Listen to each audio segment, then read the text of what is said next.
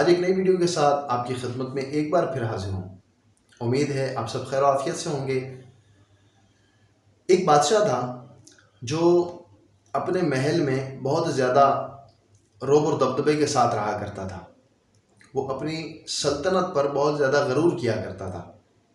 اس کے دربار میں ایک فقیر آیا اور اس فقیر نے کہا کہ بادشاہ سلامت، یہ مال و دولت، یہ سلطنت، یہ بادشاہت وغیرہ اس کی کوئی اہمیت نہیں ہے، آپ اپنی آخرت کی فکر کریں۔ اس بادشاہ نے کہا اس فقیر کو کیا پتہ کہ سلطنت کیا ہوتی ہے، بادشاہت کیا ہوتی ہے۔ اس سے اپنے درباریوں کو کہا کہ اس فقیر کو دربار سے باہر نکال دو۔ ایک دن بادشاہ اپنے گھوڑے پر سوار ہو کر جنگل میں شکار کرنے کے لیے نکل گیا۔ بادشاہ کا گھوڑا بدک گیا اور بادشاہ کو کسی ایسی جگہ پر لے گیا کہ جہاں پر نہ پانی تھا نہ ہی کچھ کھانے کی چیز میسر تھی۔ جب بادشاہ کو پیاس لگی تو اس نے ایک شخص کو دیکھا کہ جو اپنے کاندھے پر ایک مشکیزہ اٹھائے وہاں سے گزر رہا تھا اور اس مشکیزے میں پانی تھا۔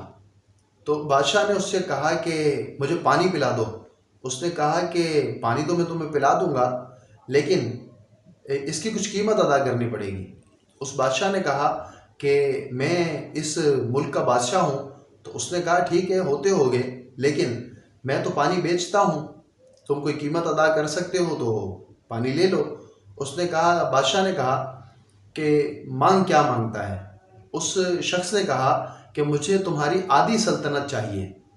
اس نے کہا ٹھیک ہے، آدھی سلطنت تمہاری ہوئی، مجھے پانی کا گلاس دو۔ اس نے پانی کا گلاس بھرا اور بادشاہ کو پیش کر دیا۔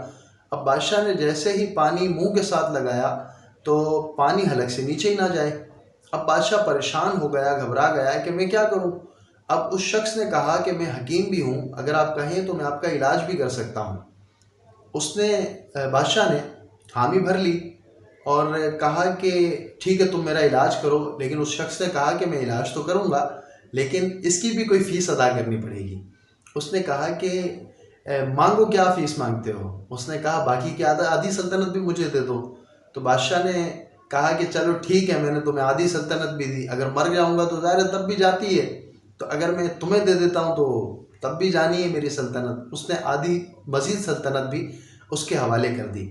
اس شخص نے بادشاہ سے کسی چمڑے پر یہ تحریر کروا لیا کہ یہ پوری سلطنت جو ہے وہ اس شخص کی ہو گئی۔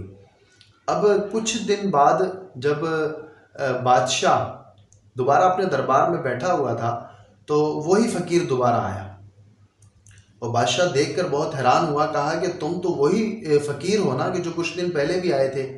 تو اس نے کہا کہ ہاں میں وہی فقیر ہوں، اور آپ کو یہ کہنے کے لیے آیا ہوں کہ بادشاہ سلامت، یہ تاج اور سلطنت بادشاہت وغیرہ کچھ نہیں ہوتی، اپنی آخرت کی فکر کرو، دنیا داری کو چھوڑ دو اور اللہ پاک کی عبادت میں مصروف ہو جاؤ۔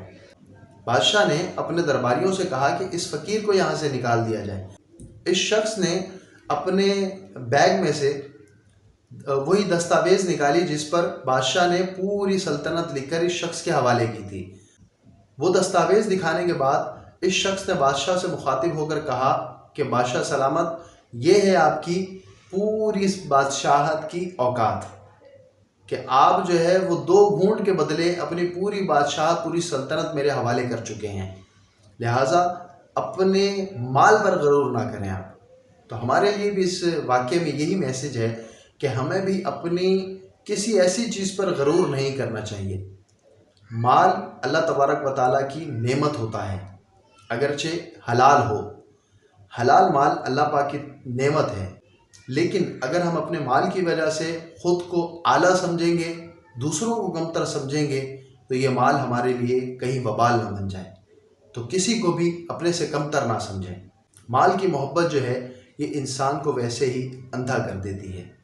تو اپنے سے کمتر لوگ، چاہے وہ آپ کے گھر میں ہوں، چاہے وہ آپ کے محلے میں ہوں، چاہے وہ آپ کے عزیز و اقربا میں ہوں، رشتہ داروں میں ہوں، ان کا احساس کریں، ان کا خیال کریں، ان کا مشکل وقت میں ساتھ دیں۔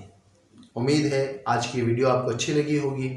چینل پر نئے ہیں تو چینل کو سبسکرائب کر لیجئے اور بیل آئیکن کا بٹن بھی پریس کر دیجئے تاکہ ہر نئی اچھی آنے والی ویڈیو آپ کو ٹائم پر مل سکے۔